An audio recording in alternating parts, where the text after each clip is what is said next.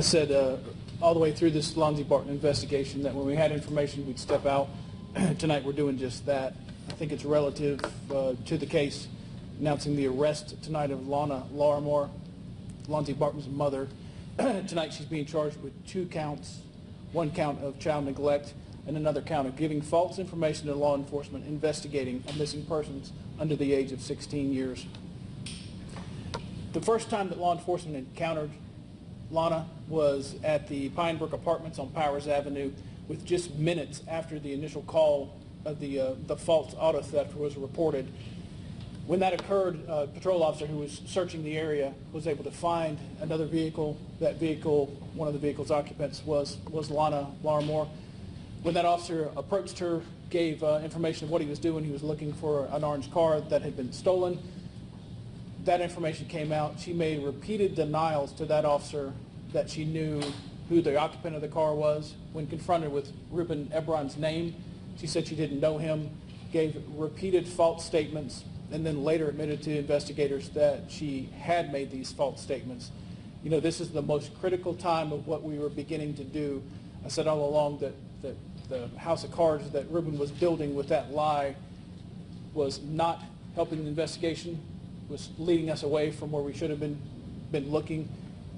Lonna Barton was not assisting investigators either when she denied knowing the man who she left in care and custody and control of her children. Cover what the child neglect charges are. Child neglect charges are reference to what occurred on the 23rd, the day before the call went in. Earlier in that afternoon, Lonna and Ruben were together in their apartment on Old Kings Road when it was pointed out to Lonna that Lonzie had a bruise on the back of his head. That was some area behind the child's ear that Lonna had not seen prior to that occasion. She confronted Ruben about it. They got into a heated argument, discussion about it. At the same time, we've learned that Lonzie had some yellow fluid coming from his ears. He was lethargic, was vomiting, and despite getting into an argument over a bruise and how it occurred without a real satisfactory explanation and all those other factors I just laid out, she left Lonzie and her 5-year-old in the care, custody, and control of someone who may have done something to her child and went to work at Wacko's. Another component of a child neglect charge that we're coming up with for Lonna tonight is that she was aware that Ruben kept, sold, and used narcotics in a drawer of a dresser in a 1-bedroom apartment, in the 1 bedroom of this apartment where she kept her 5-year-old daughter, and her 21-month-old child. These drugs were left unsecured in a drawer, full access to anybody that wanted their toddlers toddle, and her allowing this to occur certainly speaks to child neglect. Another component of a child neglect charge is on repeated occasions. I've said before what Ruben did for a living. It wasn't up to standards. He was a drug dealer. That's how he made his money. He's made some admissions to that as well. Part of what would occur when Ruben would go to purchase drugs to sell was he would take Lonna with him, and in the course of having Lonna with him to go do these narcotics transactions, she found it in the best interest of Lonzie to have him in the car during these drug transactions. These factors that I've outlined tonight, although it doesn't lead us to the immediate recovery of Lonzie, I've said that if I found that Lonna Barton or really anybody else had something to do with this case, they'd better look out that we're putting a case together, and if they're involved in that and drug into this some way, that they're going to be held as equally responsible. I think the arrest tonight of Lonna Barton is evidence of that fact, and I would certainly want Ruben to be aware of the fact that I've said before, this case continues to get better. This is a portion and a part of that as it continues to get better. I can take some questions. Chief Acting Scott Johnson, Channel 4. Do you have any suspicion she knows anything about Lonzie's disappearance? And just to clarify, these are not directly related to his disappearance. Is that accurate? Yeah, I can say, Scott, that these aren't a direct correlation or direct relationship to his disappearance, but also part of these charges are the fact that Lonna honestly is a liar, and I don't know how to wrap that into what we're looking at. I've said this case from the beginning has more questions than answers. Our goal has been to get answers from those who knew them, and when you stand in the way of the investigators trying to do that, that hampers us trying to find that child. Do you suspect she knows something or more than she's telling about his disappearance? I would hope not. I would hope that after all these opportunities that we've had and had interaction with Lonna, that she at some point in time would do the right thing for her own flesh and blood, her own 21-month-old that she gave birth to, that she was the sole person to care and love that child. I hope that she wouldn't do that, but Scott, I don't know. Why the timing of this? Did you just learn about these details now? I mean, these happened a while ago. It sounds like you guys have known about it for a while. Can you clarify that for me? It's been in the works as we've gone all along to be aware that these facts have kind of led us to where she knew some things. And again, I've said all along, I want to share information. I don't want to share any information that's going to jeopardize the case. I think the transparency that this agency has really shown with this case and what we're doing has been certainly above board to go into kind of what the plan, if you will, that I don't want to call them tactics, but how we arrived at this tonight, this late hour. I don't want to go into that. Is there a concern that the bruising and the fluid he had anything to do with what happened maybe the next day? Maybe he was injured and was deceased as a result of that or something that they're holding back? Understand, this was on the 23rd. The Thursday was the 23rd, goes into Friday morning on the 24th when that 911 call was made. So this is in the hours immediately preceding him being Reuben, giving this false information about a car that was taken with the child that was in it. I don't know how it couldn't, but again, I don't have answers. I don't have the answers I'm looking for. Do we know if those injuries were serious enough to possibly be fatal? Without having evidence of that, it's hard. Like I said, we're working to build this case, truly to build a murder case against Reuben with this. I think this is part of just that. Chief Amanda with Action News. Did Reuben Ebron ever intend on picking Lonna up at work that night? It's hard to say. Who did she ride with that night? She caught a ride from another friend that she had worked with, another worker at Wacko's. And when they were on their way home, that's where they were confronted? Yes, as she was coming home from Wacko's after receiving information from Reuben to get a ride, that's where the officer who was doing a canvass, doing his job, just happens to come across. They were in a red car. He sees the red car. It's a red car, orange car, sees him, confronts him, and that's where the lie started. And what specifically did she lie about who Reuben was? She was given Yeah, his name. she was given the information about what the car they were looking for. No. Reuben, no. Several of these factors that this officer is trying to go through to gain information.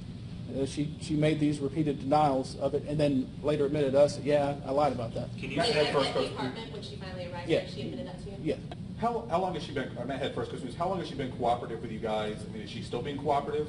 I would say that she's cooperative, but I also have to outline her that she has very strong difficulties in telling the truth. When was she taken into custody and how did that happen? She came to the police building tonight and has been speaking with investigators tonight. She is actually in our custody now and is working her way from the police building over to the Has she pretrial invoked her detention. right to remain silent? As of now, she has, yes. Was Lonna Barton drug tested that day? No. Was Reuben Ebron drug tested No. that day? Did her lies at the time appear to be a cover-up for what happened to Lonzie, or did it just her pattern of lying? She just lies to police? That's a good question. I'd like to know the answer to that. Again, I would want her to be, if it's my child that's missing, you're going to get nothing but the truth. And I think the majority of people that you may come in contact with, they're going to do everything in their power to do what they can to find their child. When encountered by the police beginning to investigate that, to lie, to stretch the truth, or to do anything but cooperate fully, that's just counterproductive. Chief, today you're calling her, you're saying that she has lied. Recently, she's been on several media outlets giving her story, telling, hoping that she finds her child, believing that her child is still alive. Tonight you're saying that she's a liar. What are your thoughts about, her going to the media, saying one thing, and then tonight you're telling us that she's lied to you guys. From the beginning involving Lonna Larmore, there's been a pattern of deception, of lies, whatever adjective you want to use to call it. It's just not telling the truth. And if she's not telling the truth and looking for her own 21-month-old, why? Why not? What was her reaction when she found out that this was her son, this was her boyfriend? I mean, I know you said she was lying from the beginning, but when she actually arrived on the scene there and was honest with you, what was her true reaction? Again, she wanted to get with Ruben to try to square away the story, if you will. Now, whether that's the truth or the lies, again, it's the boy who cried wolf. When you start, when are you telling the truth? What is the lie? What is the truth? And again, the sole purpose of these investigators at the scene is to find her child, not some other child. And we're not worried about finding the car because we had found the car. This is her child. And to do anything but fully cooperate 1,000%. I'll say it again. Why? I'm sorry, I don't know. Has she ever spoken to Mr. Ebron since he was arrested? Yes, she's had a couple phone conversations. Have those been recorded? Do you know the context? They have. Yes, they have. Have they provided any useful information? They provided information. Its fruitfulness is kind of in the eye of the beholder, if you will. It's just so hard to know truth from lies between both Lonna and Ruben to know those. What's what? Chief, where do we go from here? Or where does the investigation go from here, knowing now that you have two people in custody, the biological mother and the boyfriend? Where do you guys go from here? We are still full steam ahead on making a murder case, especially against Ruben Ebron. Now, I've said before, if Lonna had something to do more than just this, it should be pretty obvious that we're not afraid to put her in jail. I know what you mentioned, that she had been on some media outlets and talking. This isn't retaliatory or any relation to that. This is certain things led us to this point today, to do it today. But it's not fruitful to have anything but the truth be out here. But our efforts, investigators' efforts doing this, are to continue to build that strong case. Honestly, the end result, I want Lonzie to be put back with his family. I want to find Lonzie's remains, because I honestly believe that that's what we're looking for. Are you still getting tips? Do you still have leads? We do. You put that kind of money out with this widely publicized case. Tips come in. Some of them are useful. Some of them aren't. We still come through those.